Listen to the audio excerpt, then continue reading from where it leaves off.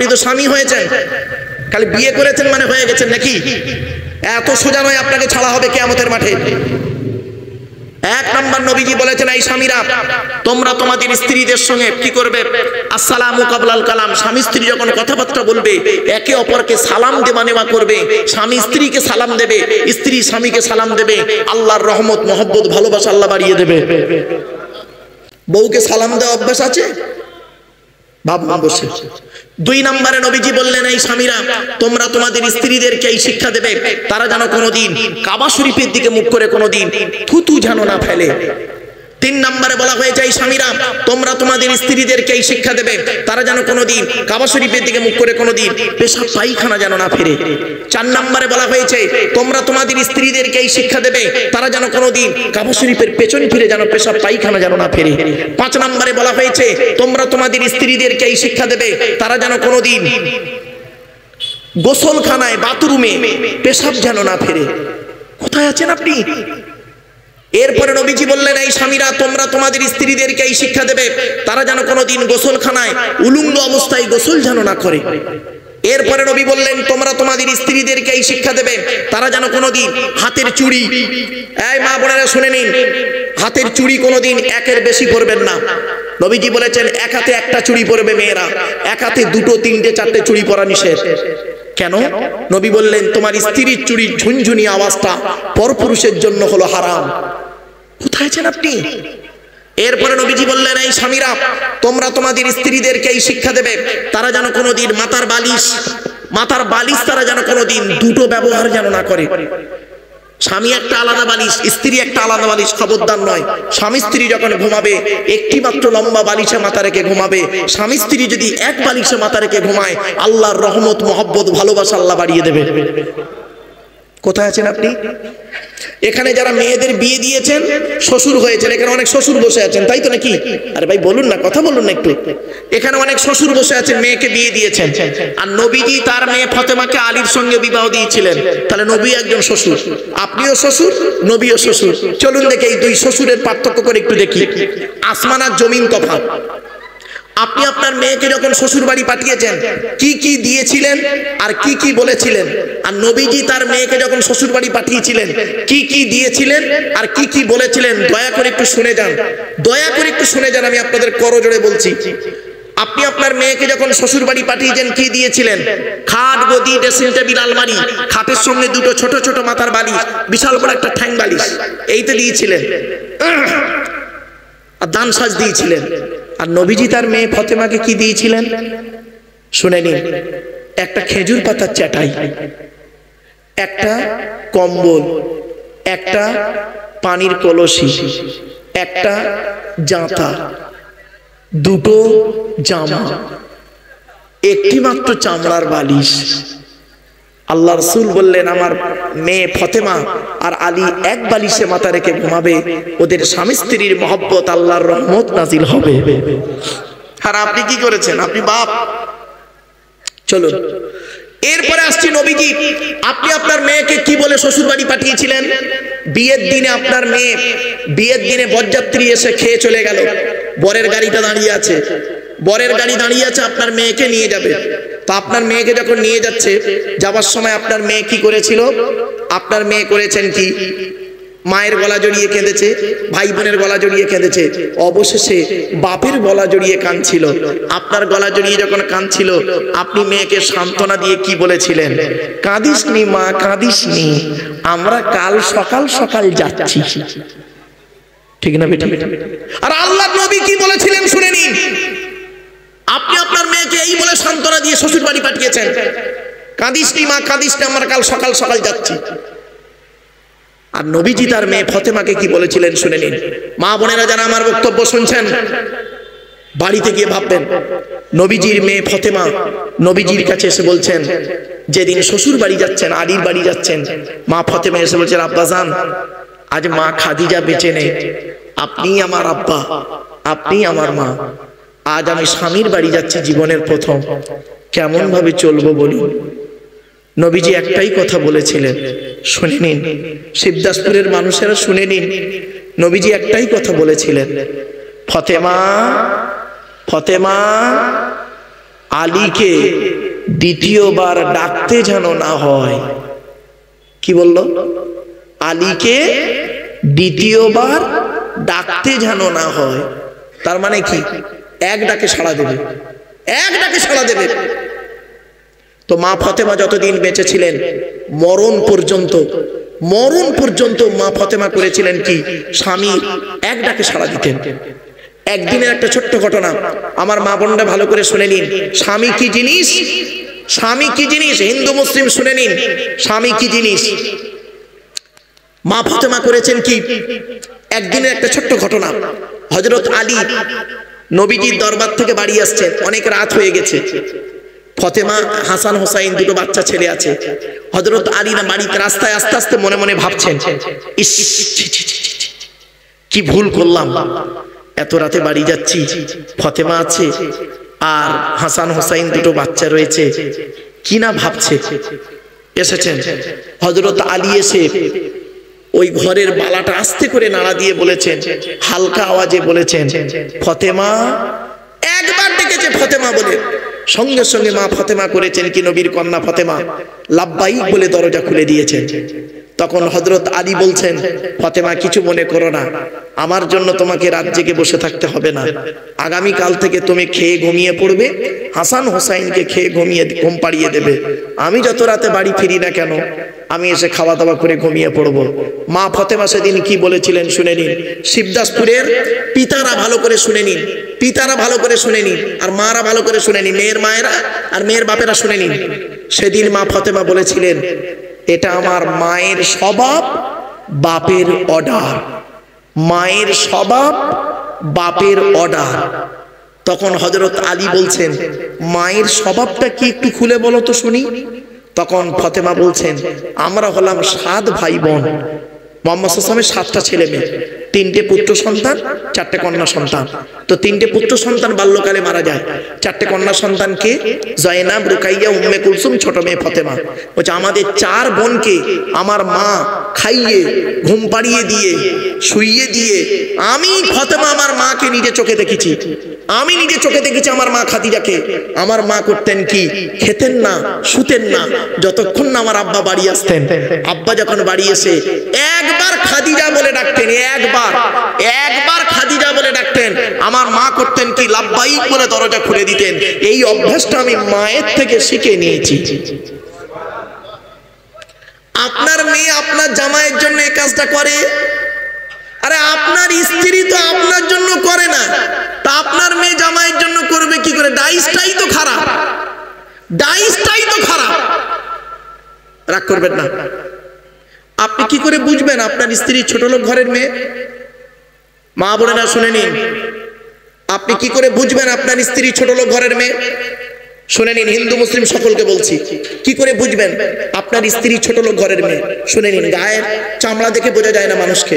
শুনে নিন, বেশি নয়, ঈদের সময় আর পুজোর সময়, হিন্দু ভাইদের পুজো আর আপনাদের মুসলমানদের ঈদ, ঈদ বা পুজোর সময় করবেন কি? আপনি করবেন কি? আপনার ঈদের আগের দিনে, চাঁদ রাতের দিনে 2টো শাড়ি কিনবেন। 2টো শাড়ি, একটা শাড়ি নেবেন 1000 টাকা দামে, আর একটা শাড়ি নেবেন 3000 টাকা দামে। 1000 টাকা দামের শাড়িটা নেবেন আপনার মায়ের জন্য, আর 3000 টাকা দামের শাড়িটা নেবেন আপনার শাশুড়ি মায়ের জন্য, শাশুড়ি মায়ের জন্য। তা মোট 4000 টাকা দামের 2টো শাড়ি কিনবেন, এনে আপনার স্ত্রীকে দেবেন চাঁদ রাতে, ঈদের দিন রাতের বেলা দেবেন। দিয়ে বলবেন, সোনা, বউকে বলবেন, সোনা এই 2টো শাড়ি কিনেছি, একটা শাড়ি আমার মায়ের জন্য নিয়েছি, এর দাম 1000 টাকা, আর একটা শাড়ি তোমার মায়ের জন্য নিয়েছি, এর দাম 3000 টাকা। মা পড়তে ভালোবাসে তো। এই কথাটা শোনার পরে যদি আপনার স্ত্রী সঙ্গে সঙ্গে আপনাকে এই কথাটা বলে, এটা কেন করলে, এটা কেন করলে বলো, কি তোমার মায়ের শাড়িটা 1000, আমার মায়েরটা 3000, এটা কেন করলে?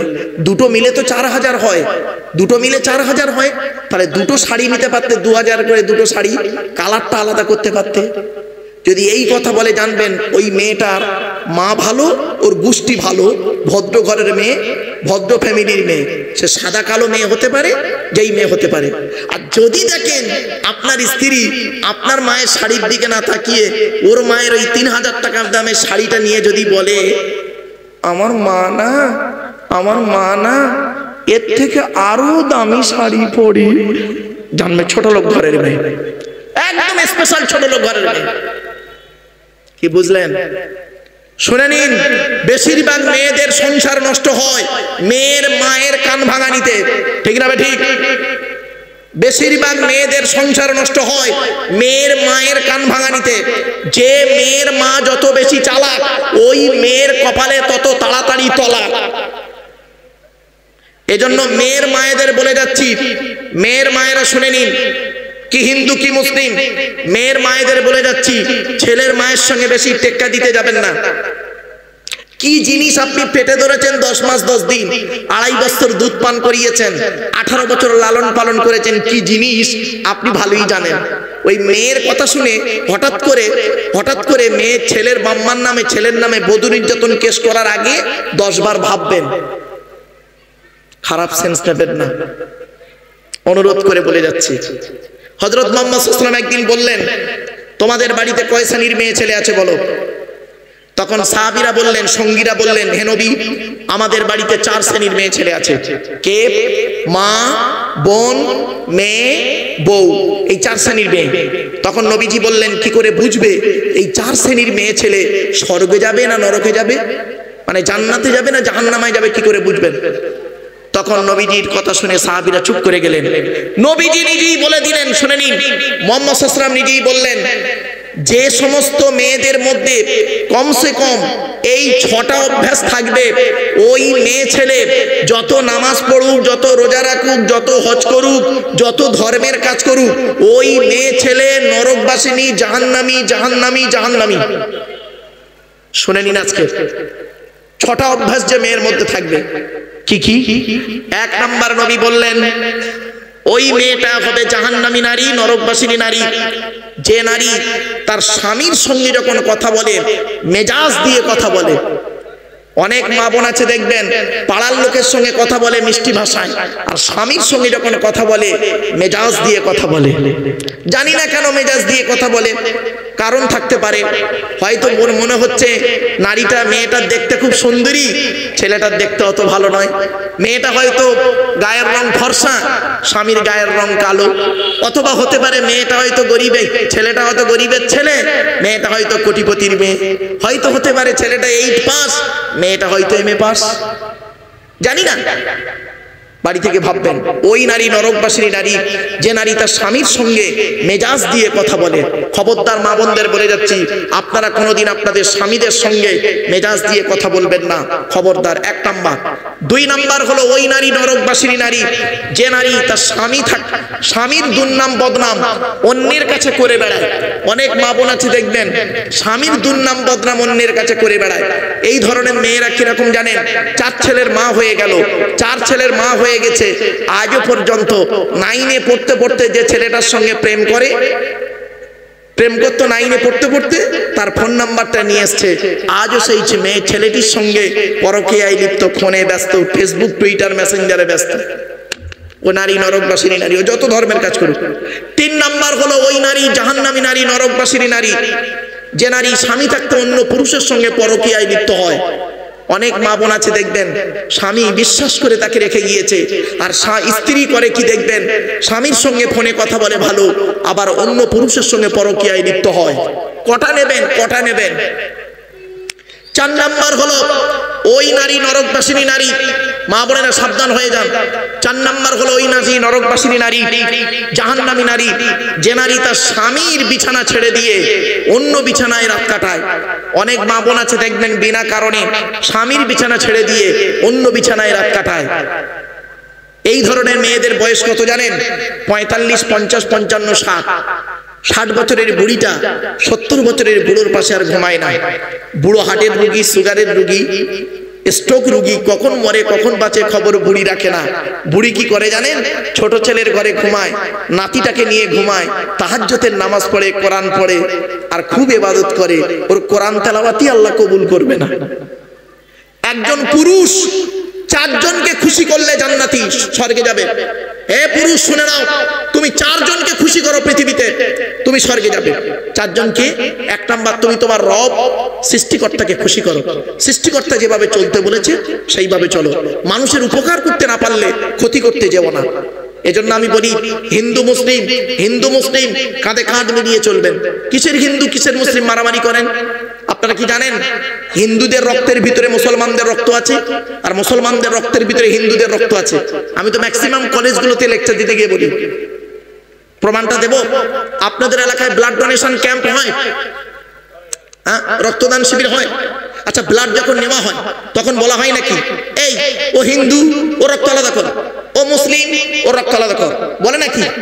আরে ব্লাডের মধ্যে কাস্টের কোনো ডিভাইডেড থাকে না, ব্লাডের মধ্যে কালারের কোনো ডিভাইডেড থাকে না, ব্লাডের মধ্যে জেন্ডারের কোনো ডিভাইডেড থাকে না, ব্লাডের মধ্যে গ্রুপের ডিভাইডেড করা হয়। ব্লাডের 4টে group, A B R O, A B আর ও, প্রত্যেকটার মাইনাস প্লাস। একটা হিন্দুর রক্তের ভিতরে 3টে জিনিস পাওয়া যায়, লোহিত কণিকা, শ্বেত কণিকা, অনুচক্রিকা, as a same no difference. একটা মুসলমানের রক্তের ভিতরে এই 3টেই পাওয়া যায়। কিসের হিন্দু কিসের মুসলিম মারামারি করেন? হে হিন্দু, মন্দিরে গিয়ে যাকে ঈশ্বর বা ভগবান বলে ডাকো তাকে জীবনে মন্দিরে পাবে না।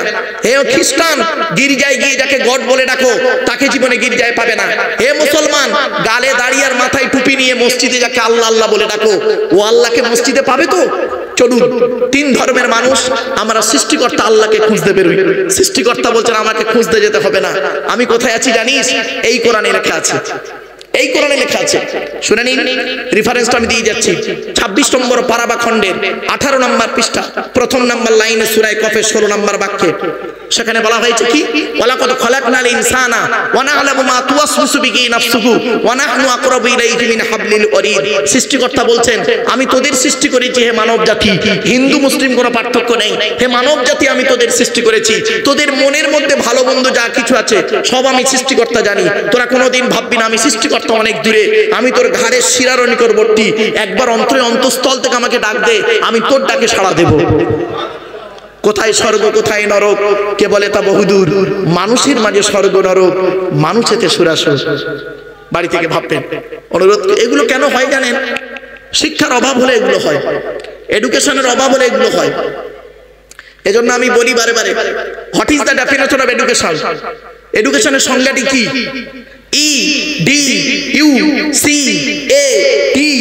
EDUCATION, এক একটা লেটারের এক একটা গুণাগুণ আছে, তবেই তাকে এডুকেশন বা শিক্ষা বলে। ই থেকে ইগার্জি, বি থেকে ডেভেলপমেন্ট, ইউ থেকে ইউনিভার্সাল, সি থেকে ক্যাপাবিলিটি, এ থেকে অ্যাক্টিভ, টি থেকে টলারেন্স, আই থেকে ইন্টেলিজেন্ট, ও থেকে ওবিডিয়েন্স, এন থেকে ন্যাচারাল। এত গুণে গুণান্বিত বস্তুকে বলা হয় এডুকেশন বা শিক্ষা, যাকে তাকে শিক্ষা বলে না। শিক্ষাটা নেবে কে? স্টুডেন্ট নেবে। এই শিবদাসপুর গ্রামের স্টুডেন্টরা, হিন্দু মুসলিম স্টুডেন্টরা শুনে নাও, স্টুডেন্ট কাকে বলে? Who's student? কে স্টুডেন্ট? ওই 10টায় গেল, 4টেই এলো, আমতলা জামতলা বুড়ির বেলতলা বাসতলা, ইকোপার নিকোপার, চিড়িয়াখানা, ভিক্টোরিয়া, জাদুঘর, তারামণ্ডল, নদীর পার্কে বসে প্রেম নিবেদন করলো, সারা বছর পড়লো না, পরীক্ষার খাতায় টুকরিয়া চুরি করলো, স্যার ধরলো, ছুরি মারলো, ওরে কোনোদিন স্টুডেন্ট বলে না। স্টুডেন্ট হতে গেলে কতগুলো গুণ থাকতে হবে? STUDENT, এক একটা লেটারে এক একটা গুণাগুণ আছে, তবেই তাকে স্টুডেন্ট বলে। এস থেকে স্টাডি, টি থেকে ট্রুথফুল, সত্যবাদী হতে হবে, তবেই তুমি স্টুডেন্ট। এখনকার স্টুডেন্টরা বেশিরভাগ মিথ্যাবাদী, রাগ করবেন না কেউ। এখন লেখাপড়া কোথায় হয় জানেন? রাগ করবেন না। এখন লেখাপড়া কোথায় হয় শুনবেন? বলবো? হ্যাঁ, টয়লেটে। কোথায় কোথায় কোথায়? পেচ্ছাপখানায়, পায়খানায়। বাবা, আমার স্কুলে মাধ্যমিকের সেন্টার পড়ে, আর আমরা একটা স্কুলে উচ্চ মাধ্যমিকের সেন্টার নিতে যাই। টয়লেট গুলোতে গিয়ে দেখলে না অবাক হয়ে যাবেন। বইয়ের পৃষ্ঠা ছেঁড়া, মাইক্রো জেরক্স, টুকলি, বই পেচ্ছাপখানা পায়খানায় ফেলে রেখে চলে এসছে। আর একটা স্টুডেন্ট, সত্যি ভালো স্টুডেন্ট, মেরিট স্টুডেন্ট, সে তার পেশাব পেয়েছে, সে গিয়ে পেশাব ফিরে চলে এলো। দেখা যাচ্ছে যে ছেলেটা চুরি করলো, টুকরি করলো, ওই ছেলেটা আবার দেখবেন একটা অফিসার হয়ে বা কোনো কিছু হলো, হওয়ার পরে দেখবেন ওই ছেলেটা 20 বছর পরে মাইকে এসে মাইক ধরে লেকচার দিচ্ছে, জনগণকে ভালো ভালো কথা বলছে। আর তার কথা শুনে মানুষ সঠিক পথ পাবে, এটাকে বিশ্বাস করা কিরকম জানেন? ওই কাঁঠালের আমসত্ত্বের মতো। কাঁঠালের আমসত্ব আপনারা খেয়েছেন? শিবদাসপুরের মানুষ খেয়েছেন বাবা কাঁঠালের আমসত্ব? খাননি না? আরে হয় না তা খাবে কি? এটা অকল্পনীয় শব্দ, কাঁঠালের আমসত্ব। শোনো, মাইন্ড করবেন না। চলো, কোরআনের পরিচয়টা কি? কোরআন আল্লাহর তরফ থেকে জিবরাইলের মাধ্যমে হযরত মুহাম্মদ সাল্লাল্লাহু আলাইহি ওয়াসাল্লামের উপরে আরবের মক্কা নগরের নিকটবর্তী একটি গুয়াটির নাম হলো হেরা। হেরা নামক গুয়াতে 610 খ্রিস্টাব্দে 1 ফেব্রুয়ারি সোমবার। হ্যালো হ্যালো হ্যালো হ্যালো ও বাবু, এইটা মনে একটু ব্যাটারিটা একটু বাবা, এর ব্যাটারিটা ডাউন হয়ে গেছে ওই জন্য। শুনে নি, ততক্ষণ আমি বলি, অসুবিধা নেই, দিচ্ছে তো। 610 খ্রিস্টাব্দে কত কত কত, আচ্ছা আজকে তারিখটা কত আছে? 27 নভেম্বর 2025 সাল, বৃহস্পতিবার ছিল, তাই তো? আর কোরআন এসেছে কবে জানেন? 610 সাল 1 ফেব্রুয়ারি সোমবার। আজকের বাড়িতে গিয়ে মাইনাস প্লাস করবেন, করলেই কতদিন আগে এই কোরআন নাজিল হয়েছে আপনারা পেয়ে যাবেন। আফসোস,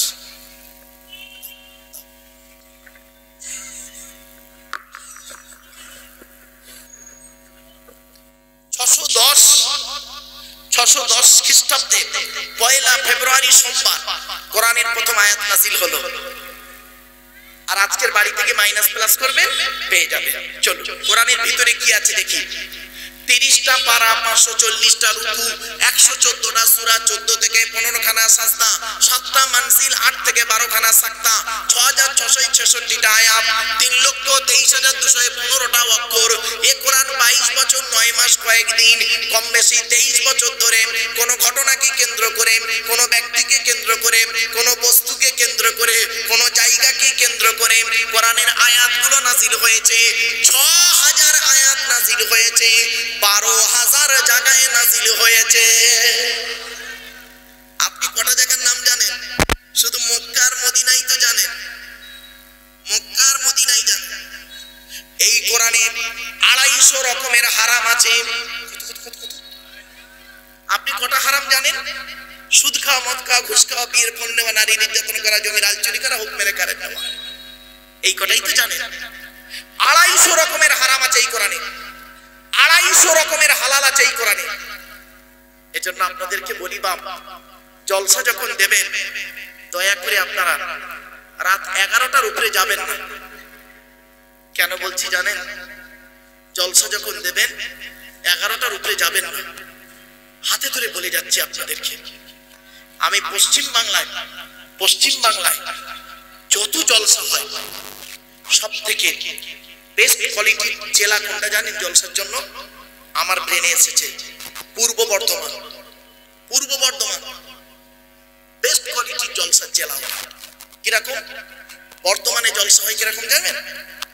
এসব নামাজের পরে একজন বক্তা থাকবে, একজন বক্তা, দুটো তিনটা নয়, একজনই বক্তা 3 ঘন্টা আলোচনা করবে।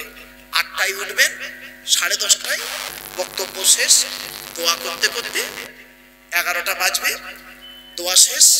ওইখানে বসে 10 থেকে 12,000 লোক একসঙ্গে খাওয়া দাওয়া করে বাড়ি চলে যাবে। ফজরের নামাজটা জামাতে পড়বে।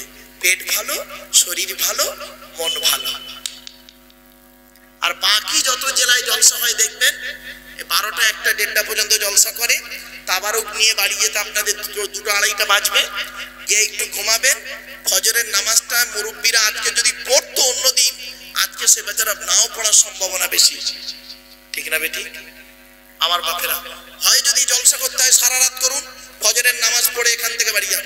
আর নইলে বাবা 11টার মধ্যে শেষ করবেন, এতে খুব ভালো হবে, শরীর মন ভালো থাকবে। চলো, আপনাদের ব্যাপার যাই হোক। আজকে আমরা যে সূরাটির আলোচনা করব, সূরাটির নাম হলো সূরা জুমা। সেই সূরা জুমার আলোচনা করতে গিয়ে একবার আল্লাহ পাক কোরআনে বলেছেন আউযু বিল্লাহ বিসমিল্লাহ পড়তে হবে। তো আমার সাথে একবার উচ্চ আওয়াজে আউযু বিল্লাহ পড়তে পারবেন?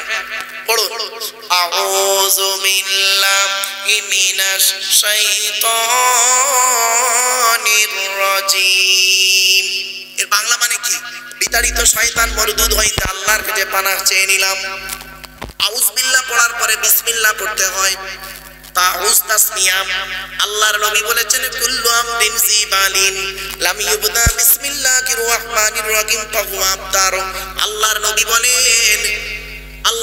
বলেন প্রত্যেকটা কাজ যখন শুরু করবে বিসমিল্লাহ দিয়ে শুরু করবে। বিসমিল্লাহ ছাড়া যদি কোনো কাজ তোমরা শুরু করো ওতে কোনো বরকত হবে না, ওটা হবে লেজ কাটা। তা অনুরোধ করে আপনাদেরকে বলছে একবার আন্তরিকতা নিয়ে একবার বিসমিল্লাহ পড়ুন সকলে। বিসমিল্লাহির রহমানির রহিম। এর বাংলা মানে কি? আল্লাহর নামের সঙ্গে যিনি পরম দয়ালু দয়াবান। কেন বিসমিল্লাহ পড়লেন শুনে নিন। আল্লাহর নবী বলেছেন মান ক্বালা বিসমিল্লাহির রহমানির রহিম মাররাতান লাম ইয়াবকি মিন যুনুবিহি যাররা। আল্লাহর নবী বলেন বান্দা যখন একবার বিসমিল্লাহির রহমানির রহিম পড়ে আল্লাহ পাক তার জীবনের সমস্ত সগীরা গুনাহগুলো maaf করে দেয়। আপনি কি ভাবলেন? কোন জায়গাটায় বসে আছেন জানেন? ভাবতে পারেন। একদিন বুঝতে পারবেন, যেদিন চোখ দুটো বন্ধ হয়ে যাবে, অন্ধকার নীরব নগরে চলে যাবে, সেই দিন অনুভব করতে পারবেন আমি কি জিনিস হারিয়েছি। আল্লাহর নবী প্রত্যেকটা কাজ করতে গেলে বিসমিল্লাহ বলতেন, খেতে গেলে বিসমিল্লাহ, শুতে গেলে বিসমিল্লাহ, আল্লাহর নাম, পায়খানায় গেলে আল্লাহর নাম, পায়খানা থেকে বেরোলে আল্লাহর নাম, মসজিদে ঢুকলে আল্লাহর নাম, মসজিদ থেকে বেরোলে আল্লাহর নাম, খাবার আগে আল্লাহর নাম, খাবার শেষে আল্লাহর নাম। আর আমরা কি করেছি শুনে নিন। আজ আপনাদের বলে যাচ্ছি ইবাদত কাকে বলে বাবা। আমরা জানি শুধু নামাজ পড়া রোজা রাখা ইবাদত না বাবা। শুনে নিন ইবাদত কাকে বলে আজকে শিখে নিন। আজকের বাড়িতে গিয়ে নিজেই বুঝতে পারবেন এটা ইবাদত আর এটা ইবাদত নয়। যে কাজের শুরু হবে আল্লাহর নাম, শুরু হবে কার নাম? আল্লাহর নামে শুরু হবে, শেষ হবে আল্লাহর নাম। শেষ হবে কার নামে বাপ? আল্লাহর নাম। তাহলে যে কাজের শুরু হবে আল্লাহর নাম, শেষ হবে আল্লাহর নাম, নবীর তরিকায় কাজটা হবে। আল্লাহর নবী যেভাবে কাজটা করেছেন ওইভাবে আপনার কাজটা করতে হবে, তবেই হবে ইবাদত। এমন হবে না শুরু হয়েছে আল্লাহর নাম, শেষ হবে অন্যের নামে, হবে না। শুরু হবে আল্লাহর নাম, শেষ হবে আল্লাহর নাম, নবীর তরিকায় কাজটা হবে, তবেই ওই কাজটা ইবাদত হবে। চলুন, খাওয়াটা ইবাদত, ঘুমানোটা ইবাদত। কি করে হবে ইবাদত শুনে নিন। নবীজি বলেছেন খাওয়া শুরু হবে আল্লাহর নাম। খাওয়ার আগে দস্তরখানা বিছাবে, খাবার আগে দোয়া বলবে, খাবার আগে হাত ধোবে, খাবার আগে লবণ বা পানি গালে দেবে। নবী আমার 3 আঙুলে খাবার তুলতেন, 5 আঙুলে গালে দিতেন, ভালো করে চিবিয়ে হজম করে বের করতেন। নবী বলেছেন খাওয়া হয়ে গেলে আঙুলটাকে ভালো করে চাটবে, আঙুলটাকে ভালো করে চাটবে, আঙুল চাটা সুন্নাত। নবী বলেছেন যে প্লেটে খাবে প্লেটটাকে ভালো করে চেটে খাবে। আল্লাহ নবীর স্ত্রী আম্মা জান আয়েশা বলছেন 1000টা প্লেট যদি আমার সামনে দেওয়া হয়, আল্লাহ নবী যে প্লেটটা খেয়েছেন ওই প্লেটটা আমি আগেই বুঝতে পারতাম আল্লাহ নবীর প্লেটটা অত্যন্ত পরিষ্কার থাকতো। আর আপনি খেয়ে কিভাবে খেয়েছেন? আপনি আবার মুসলমান বলে দাবি করেন। এরপরে নবীজি বলছেন কতটা পরিমাণ খাবে, কতটা পরিমাণ খাবে, পেটটাকে 3টে ভাগে ভাগ করবে। প্রথম ভাগটা খাবার দিয়ে ভর্তি করবে, দ্বিতীয় ভাগটা পানি দিয়ে ভর্তি করবে, তৃতীয় ভাগটা ফুল ফাঁকা রাখবে, হজমের উপকার হবে। এ চাচা নবী ভক্ত বাড়িতে দাওয়াত খেতে গেছে, পেটটাকে 3টে ভাগে ভাগ করেছে। প্রথম ভাগটা লুচি মিষ্টি ঢুকিয়ে ভর্তি করেছে, দ্বিতীয় ভাগটা বিরিয়ানি ঢুকিয়ে ভর্তি করেছে, আর তৃতীয় ভাগটা দই মিষ্টি থামস আপ চাটনি পাঁপড়। আর জায়গা নেই চাচার পেটে, চেপে চেপে চেপে চেপে পান মশলা রাস্তার ওপারে গিয়ে বমি করে দিয়েছে। এই বেবাড়িতে গিয়ে নাকি একটা লোক 70 পিস রসগোল্লা খেয়েছে। আর সে মানুষের বাচ্চা না কুমিরের বাচ্চা? রাগ করবেন না। হুজুর আমার 20 পিস রসগোল্লা খেয়েছে। কত পিস? 20 পিস রসগোল্লা খাওয়ার পরে হুজুর বাড়িওয়ালাকে বলছে বাবা চাই চিনি দিও না। বুঝতে পারেননি কথাটা না? 20 পিস রসগোল্লা খাবার পরে বাড়িওয়ালাকে বলছে বাবা চায়ে চিনি দিও না। কেন হুজুর? সুগার। তা আগে যে 20 পিস খেলি ওটা কি? নিম পাতার নাড়ু? ভাববেন, বাড়ি থেকে ভাববেন আমার ওয়াজ। চলুন এগিয়ে যাই। এরপরে নবীজি বললেন খাওয়া হয়ে গেল, আল্লাহর নাম না। তাহলে খাবার শুরু হবে আল্লাহর নাম, খাবার শেষ হবে আল্লাহর নাম। নবীর তরিকায় খাবেন, যতক্ষণ খাবেন ততক্ষণ ইবাদত বলে গণ্য হবে। ঘুমানোটা ইবাদত। এই মা বোনেরা শুনে নিন, আমার মায়েরা বোনেরা শুনে নিন, ঘুমানোটা ইবাদত। কি করে হবে? ঘুমানো শুরু হবে আল্লাহর নাম, ঘুম থেকে উঠবেন আল্লাহর নাম, নবীর তরিকায় ঘুমাবেন। মা বোন বাবাজিরা শুনে নিন, নবীজি বলেছেন ঘুমানোর আগে অজু করবে, ঘুমানোর আগে অজু করে নেবে, ঘুমানোর আগে বাতিটা অফ করবে, ঘুমানোর আগে বিছানা ঝেড়ে নেবে, ঘুমানোর আগে দোয়া বলবে, ডান হাতটা ডান চোয়ালিতে রাখবে, ডান কাত ফিরে ঘুমাবে। বেটা ছেলেদের বিনা কারণে উপুড় হয়ে শোয়া নিষেধ, মেয়েদের বিনা কারণে চিত হয়ে শোয়া নিষেধ। কোথায় আছেন আপনি? খালি নামের আগে মোহাম্মদ লিখলেই মুসলমান, শুধু নামাজ পড়লে রোজা রাখলেই মুসলমান না বাবা। বাড়ি থেকে ভাববেন, ঘুমানো শুরু হবে আল্লাহর নাম, ঘুম থেকে উঠবেন আল্লাহর নাম, যতক্ষণ ঘুমাবেন নবী যেভাবে ঘুমাতে বলেছে সেইভাবে ঘুমাবেন, ইবাদত বলে গণ্য হবে। ব্যবসা করাটা ইবাদত, ব্যবসা ব্যবসা করাটা ইবাদত। যারা এখানে ব্যবসায়ী আছেন শুনে নিন বাবা, ব্যবসা করাটা ইবাদত। কি করে হবে ব্যবসা ইবাদত? নবীজি বলেছেন ব্যবসা শুরু হবে আল্লাহর নাম, দোকান যখন খুলবেন আল্লাহর নাম নিয়ে খুলবেন, দোকান বন্ধ করবেন আল্লাহর নাম নিয়ে বন্ধ করবেন, নবীর তরিকায় ব্যবসা করবেন। নবীজি যেভাবে ব্যবসা করতে বলেছে সেইভাবে ব্যবসা করুন। নবীজি কিভাবে ব্যবসা করেছেন? নবীজি বলেছেন খবরদার ব্যবসায় ঠকাবে না মানুষকে, ওজনে কম দেবে না। কোরআনে আল্লাহ বলেছেন হারাম, ওজনে কম দেওয়া হলো হারাম। বাড়ি থেকে ভাববেন, বাড়ি থেকে একটু ভাববেন এসব। এজন্য ইবাদত খালি ভাববেন না নামাজ আর রোজাটা শুধু ইবাদত। ইবাদত কিরকম আছে একটা একটা করে আপনাকে বলছি। কিয়ামতের মাঠে, কিয়ামতের মাঠে এখানে যত পুরুষ বসে আছেন আর নারীরা যারা বসে আছেন, এই নারী আর পুরুষদেরকে আমাদেরকে আল্লাহ কিয়ামতের মাঠে 10 রকম প্রশ্ন করবেন। করকম 10 রকম প্রশ্ন হবে আমার আপনার। এখানে বসে বসে আজকের এই 10 রকম প্রশ্ন উত্তরগুলো খুঁজুন। যদি উত্তরগুলো পেয়ে যান আপনি সকালবেলা ঘুম থেকে উঠে বলবেন ইনশাআল্লাহ আমি জান্নাতি। আর যদি উত্তরগুলো না পান তাহলে আজ থেকে মরণ পর্যন্ত এই উত্তরগুলো খুঁজে বের করবেন। 10টা প্রশ্ন হবে একজন পুরুষকে, একটা পুরুষকে 10 রকম প্রশ্ন করা হবে। কি কি? 1 নাম্বার আল্লাহ বলবেন স্বামী হিসাবে কতটা দায়িত্ব পালন করেছিলিস। স্বামী হিসাবে, এখানে যারা স্বামী হয়ে বসে আছেন স্ত্রীর হক আদায় করেছেন? নবীজি বলেছেন প্রত্যেক স্বামীর দায়িত্ব হলো স্ত্রীর উপরে 17টা শিক্ষা দিতে হবে। আপনি আপনার স্ত্রীকে কটা শিক্ষা দিয়েছেন? একটাও তো দেননি। 17টা শিক্ষা যদি বলি কল্পনা করতে পারবেন না। বলবো 17টা শিক্ষা কি? শুনবেন? শোনেন।